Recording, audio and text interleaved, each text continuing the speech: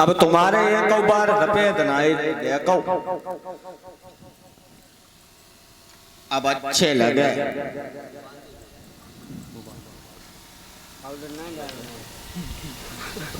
अब तुम्हारा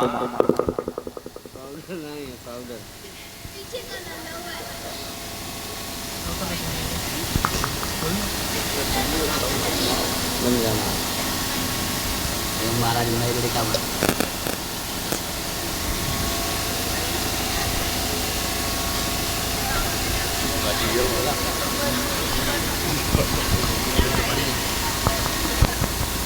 महाराज हाँ अब देखो उल्टा सीधा दिखाता है, सीधा कर ऐसा कर ऐसा। आई तो नाई ठाकुर हाँ अब तो बनाए नए हो गए। अब अच्छे लगे। हाँ अब अच्छे लगे। श्रोता बंधु बड़े सुंदर हो गए, चवन ऋषि नौजवान हो गए। इधर महाराज शरियात अपने मन में विचार करने लगे। 14 वर्ष बीत गई हैं। मैंने अपने 12 साल की कन्या सुकन्या को नहीं देखा। उसी अंधे के साथ में गुजारा करती है, कहीं घर दूसरा तो नहीं बसा लिया, मेरे दामाद को कोई मार के हटा तो नहीं दिया। चलो चल करके देखेंगे अपनी बेटी को। उसी अंधे के साथ में गुजारा कर रही है। आज भगवत 10,000 सिपाहियों को लेकर के चले महाराज शरियात, अपने मंत्री को साथ में लेकर के चले हैं और लोगों वहीं पर आगे कहा चमन ऋषि की बगिया। और चमन ऋषि की बगिया में जब आए तो बड़े सुंदर सुंदर महल बने हुए। मंत्री साहब जब हम पहले आए थे तो यहाँ कुछ भी नहीं था। कचुना है तो महाराज एक झोपड़ी पड़ी थी। एक झोपड़ी है, अब तो महाराज महल बनी है। मंत्री साहब हाँ साहब इसका मतलब यहाँ किसी राजा ने आके हमला कर दिया। हमला कर दो। मंत्री साहब हाँ साहब ये नौजवान कौन बैठा है? महाराज शरियात दूर से खड़े होकर के देख रहे हैं। ये नौजवान कौन बैठा हुआ पलंग पर है? हमारा दामाद तो अंधा और बूढ़ा था। मंत्री साहब हमारी बेटी ने हमारी नाक कटवा दी। बिल्कुल महाराज कटवाए दे, हमें जा लगत महाराज। हाँ तो अंधो वालों मत दो तो घरे संगे फरार। हाँ तुम सच कह रहे हो मंत्री साहब, यही हुआ है। जय हो। जा कन्या नाई कलंकने है यारो, विषय विशैली नागने है जा।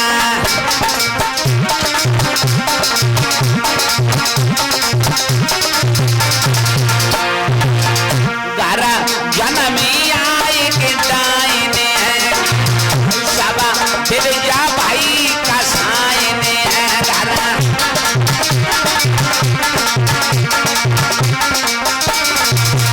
महाराज शरियात कहने लगे मंत्री साहब हमारी बेटी नागिन है, मेरी नाक कटवा दी, मेरे दामाद को मार दिया, घर दूसरा बसा लिया। और उसी समय सुकन्या भाजी अपने पिताजी को देखा, एकदम से दोनों हाथ जोड़े हैं। पिताजी नमस्ते। नमस्ते।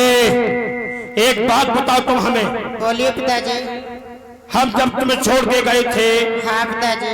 तो हमारा दामाद था, अंधा था और बूढ़ा था। ये नौजवान कौन बैठा है? लोगों उसी समय चमन ऋषि उठ करके खड़े हुए और कहने लगे हैं सच सच साहब मैं ही तुम्हारा दामाद हूँ, जो तुम बुढ़ापा हमारे ऊपर छोड़ के गए थे। हाँ हाँ अर्जुनी वैद्य से जड़ी बूटियों का निचोड़ करवाया और तुम्हारे सामने आज जवान खड़ा। लोगों उसी समय अश्विनी वैद्य आ गया। वो अश्विनी वैद्य कहने लगा है महाराज। महाराज ये अश्विनी वैद्य हाँ तुम्हारा कैसा आना हुआ है? तुम्हारे दामाद का हम ही ने इलाज किया है। अच्छा तुमने इलाज और तुम्हारे दामाद बहुत बेईमान है।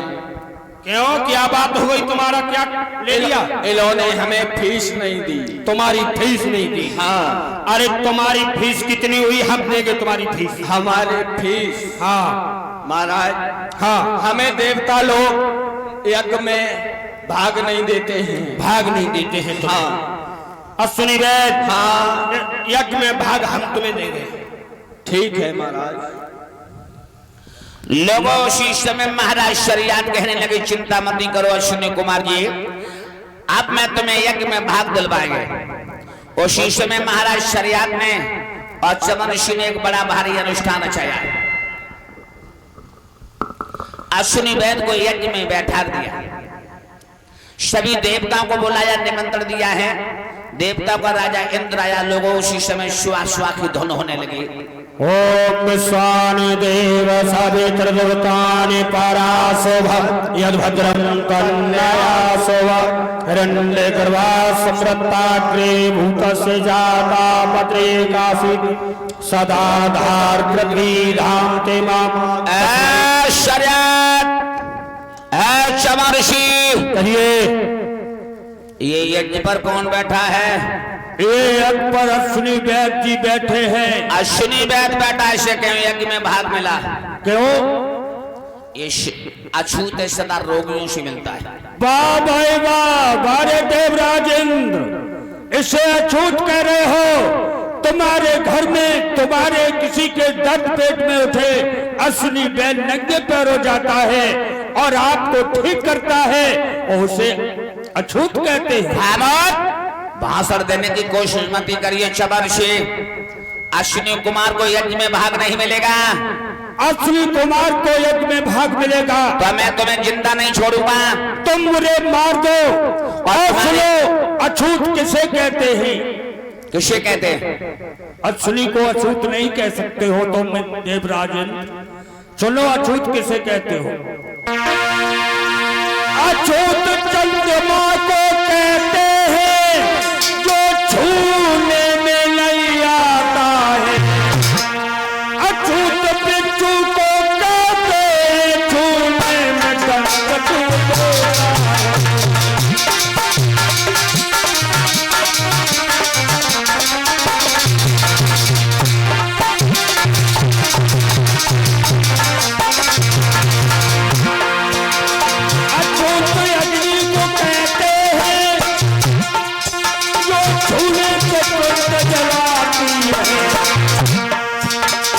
सूरज को कहते हैं जो छूने में नहीं आता है।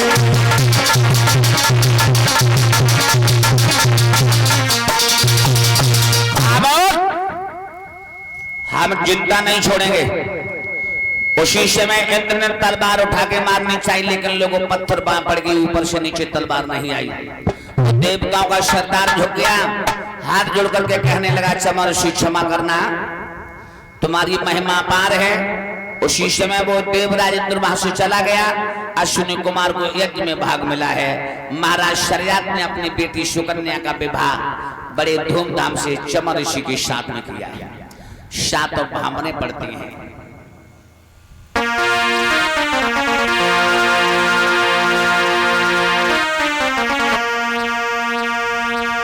मनोभावन पति के संग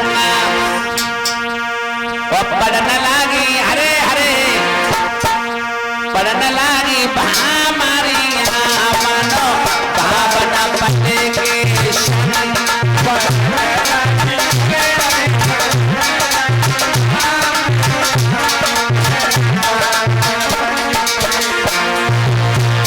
अरे पहली भामर होए, अब तो बिटिया बाबाई की, अरे पहली भामरिया।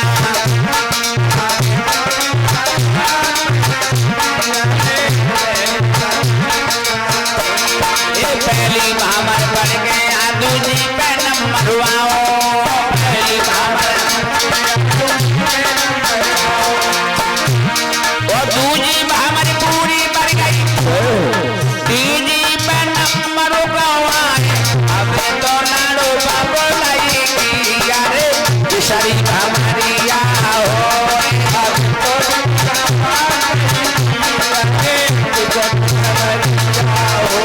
ये तीजी भामर बढ़ गया, चौथी पे नंबर आओ।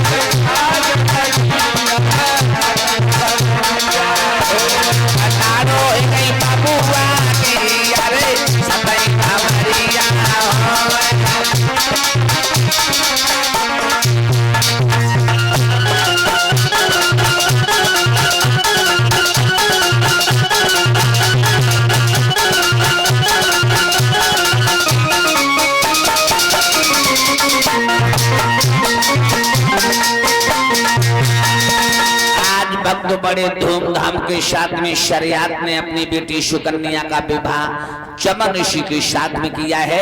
अपने सिपाहियों